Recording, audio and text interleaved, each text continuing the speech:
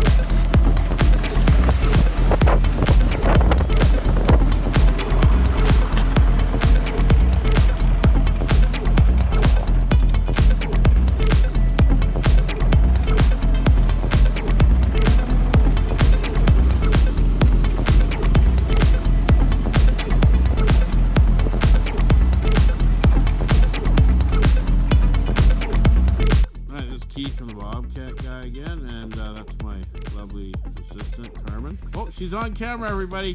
She's never said she'd ever do this. You want to do your shout out to Sylvia right now? Sylviane, you want to tell her thank you for anything?